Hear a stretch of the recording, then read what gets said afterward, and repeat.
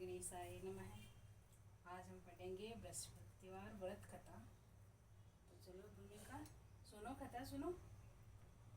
किसी गांव में एक साहूकार रहता था, जिसके घर में अन्न, वस्त्र और धन किसी भी कोई भी चीज की कमी नहीं थी।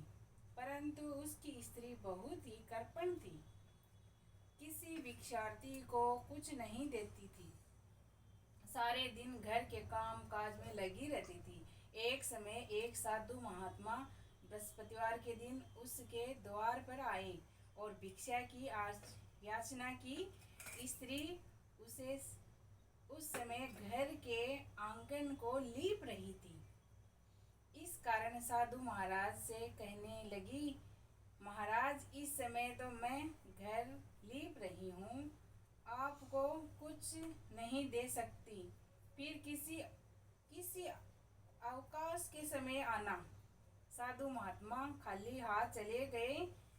कुछ दिन के पश्चात वही साधु महाराज आए। उसी तरह भिक्षा मांगी। साहूकार ने उस समय लड़के को नहला रही थी। कहने लगी, महाराज, मैं क्या करूं, अवकाश ही नहीं है, इसलिए आपको भिक्षा नहीं दे सकती। तीसरे बार महात्मा आए तो उसने उन्हें उसी तरह से बात टालना चाहा, परंतु महात्मा जी कहने लगे, यदि तुमको बिल्कुल ही अवकाश हो जाए तो मुझको भिक्षा दोगी। साहूकारनी कहने लगी, हाँ महाराज, यदि ऐसा हो जाए तो आपकी बड़ी कृपा होगी। साधु महात्मा जी कहने लगे, अच्छा, मैं एक उपाय बताता हूँ। तुम बृहस्पतिवार को दिन चढ़ने पर उठो और सारे घर में झाड़ू लगाकर कूड़ा एक कोने में जमा करके रख दो। घर में चौका इत्यादि मत लगाओ। फिर स्नान आदि करके घर वालों से कह दो, उस दिन सब हजामत अवश्य बनवाए। रसोई बनाकर चूल्हे के पीछे रखा करो, सामने कभी न रखो। सायंकाल को अंधेरा होने के बाद दीपक जलाया करो तथा बृहस्पतिवार को पीले वस्त्र मत धारण करो, न पीले रंग की चीजों का भोजन करो। यदि ऐसा करोगे तो तुमको घर का कोई काम नहीं करना पड़ेगा। साहूकारनी ने ऐसा ही किया। बृहस्पतिवार को दिन चढ़ने उठी, झाड़ू लगाकर कूड़े को घर में जमा कर दिया। वह हर बृहस्पतिवारों को ऐसा ही करती रही। अब दिन में महात्मा फिर आए और भिक्षा मांगी, परंतु सेठानी ने कहा, महाराज, मेरे घर में खाने को अन्न नहीं है, आपको क्या दे सकती हूँ।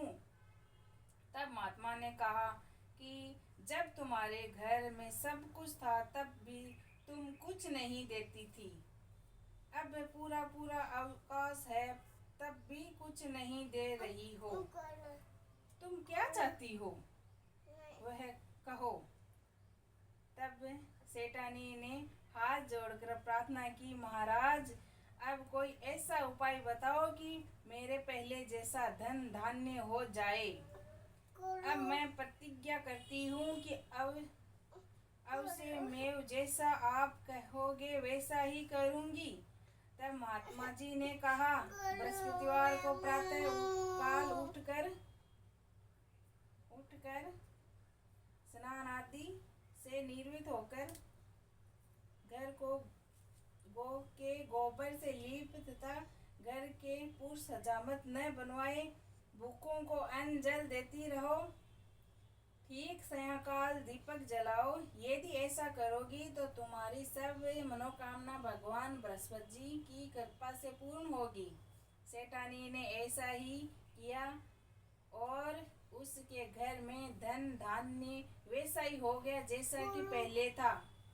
इस प्रकार भगवान बृहस्पति जी की कृपा से अनेक प्रकार के सुख भोगकर दीर्घ काल तक जीवन जीवित रही। लेफ्ट। दूसरी कथा। एक